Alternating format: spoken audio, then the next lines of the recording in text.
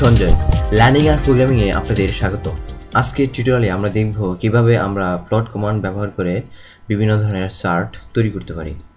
তো এই বিষয়টিকে আমি একটি প্রবলেম সলিউশন করার মাধ্যমে আজকে দেখাবো। তো আমাদের প্রবলেমটি এখানে দেওয়া আছে, যেমন এখানে তিনটি ভেক্টর দেওয়া আছে w, y1 এবং y2, এবং আমরা এই wর সাপেক্ষে y1 এবং y2 চার্ট তৈরি করতে চাচ্ছি, এবং সেখানে make a suitable plot indicating legend and title, এবং সেই চার্টের মধ্যে আমরা লিজেন্ড এবং টাইটেল দেখাতে চাচ্ছি। তো প্রথমেই আমি ভেক্টরগুলো ক্রিয়েট করে নিই।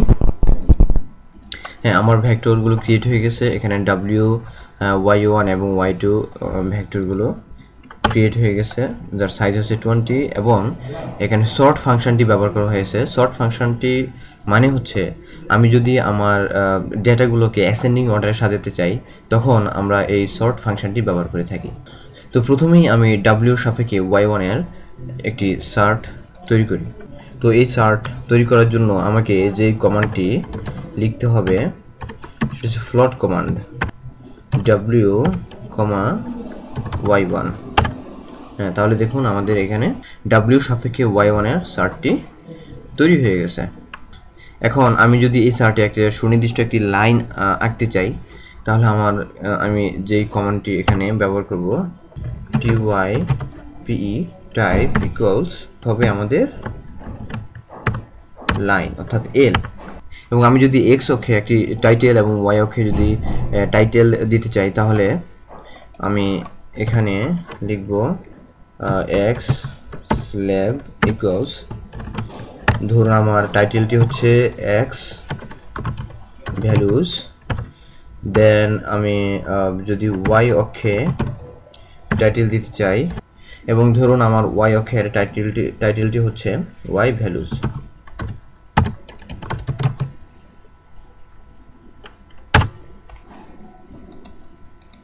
হ্যাঁ, তাহলে আমরা দেখতে পাচ্ছি আমাদের আগে যে ডট ডট লাইনটি ছিল সেটি এখন একটি কন্টিনিউয়াস একটি লাইন হয়ে গেছে, এবং এক্স অক্ষে আমরা আমাদের যে এক্স ল্যাব যে ভ্যালুটি ব্যবহার করেছি সেই এক্স ভ্যালুজ, এবং ওয়াই অক্ষে ওয়াই ভ্যালুজ টাইটেলটি তৈরি হয়ে গেছে।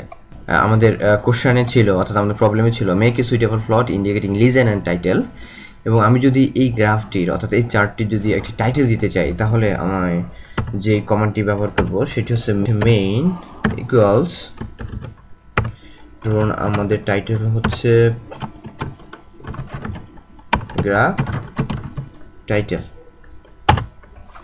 তাহলে আমরা দেখি, হ্যাঁ, এই যে দেখুন আমাদের গ্রাফের টাইটেলটি হয়ে গেছে গ্রাফ টাইটেল। এখন আমি w সাপেক্ষে y2 প্লট করব, এবং এই প্লটটি যদি আমি এই প্লট কমান্ড ব্যবহার করার মাধ্যমে করি, তাহলে আমাদের পরবর্তী যে লাইনটি সেটি কিন্তু আর এই ফেজের মধ্যে থাকবে না, সেটি ভিন্ন আরেকটা ফেজে তৈরি হয়ে যাবে। অর্থাৎ সেম ফেজে যদি আমি আমাদের প্লটটি করতে চাই, তাহলে আমাদের এখানে কমান্ডটি লিখতে হবে লাইন্স w, y2, এবং আমি এটা লাইন টাইপ দিতে চাচ্ছি ধরুন 2। প্রথমটি ডিফল্ট হিসেবে 1 ছিল, এবং এর কালার দিতে চাচ্ছি আমি ব্লু। তাহলে দেখুন আরেকটি লাইন ক্রিয়েট হয়ে গেছে, এবং যার কালার ছিল ব্লু, এবং লাইন টাইপ হচ্ছে 2 মানে আমরা দেখতে পাচ্ছি প্রথমটির মধ্যে একেবারে কন্টিনিউয়াস ছিল, দ্বিতীয়টি একটু ফাঁকা ফাঁকা জায়গা রয়েছে। সো এটা লাইন টাইপটি ছিল 1 ডিফল্ট হিসেবেই, আর এটি হচ্ছে 2। তো এরপর আমরা যদি এই গ্রাফের মধ্যে একটি লিজেন্ড সেট করতে চাই, তাহলে আমাদের কমান্ডটি হচ্ছে লিজেন্ড।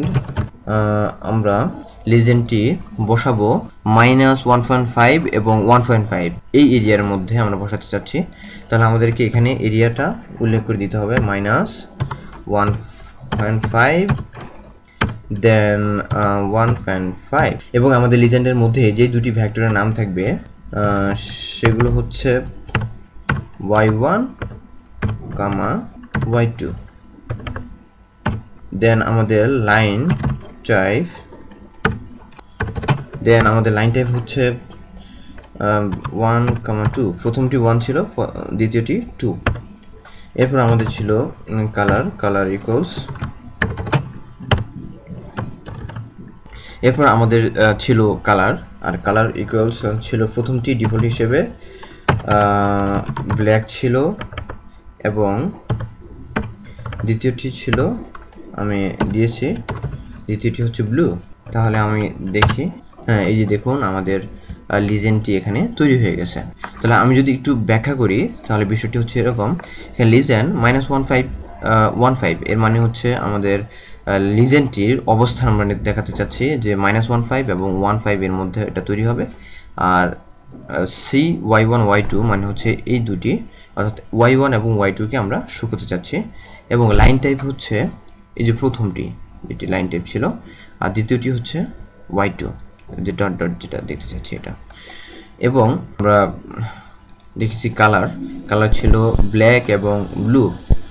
তো প্রথমটি ডিফল্ট হিসেবে ব্ল্যাক ছিল, সেই জন্য আমি ব্ল্যাক লিখেছি, এবং দ্বিতীয়টি ছিল ব্লু, সেই জন্য আমি ব্লু লিখেছি।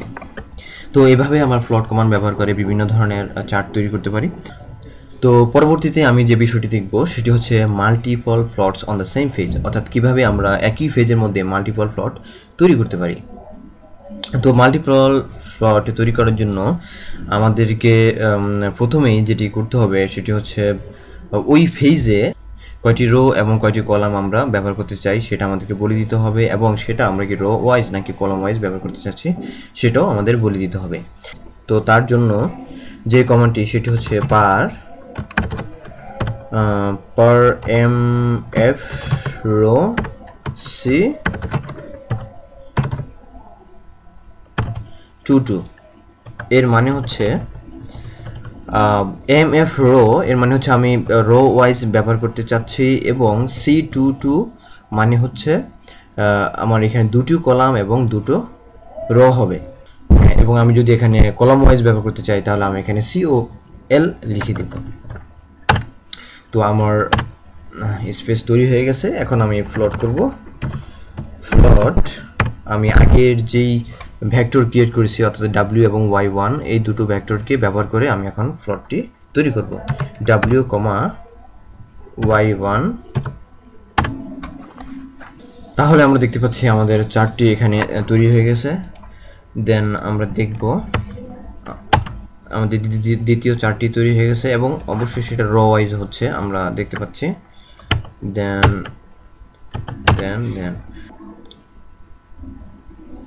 তো এই হচ্ছে আমাদের multiple plot on the same phase. এইভাবে আমরা ফার কমান্ড ব্যবহার করে একই ফেজে মাল্টিপল প্লট তৈরি করতে পারি। তো এই ছিল আজকের টিউটোরিয়ালটি দেখার জন্য সবাইকে ধন্যবাদ। নেক্সট টিউটোরিয়াল দেখার আমন্ত্রণ জানিয়ে এখানেই শেষ করছি।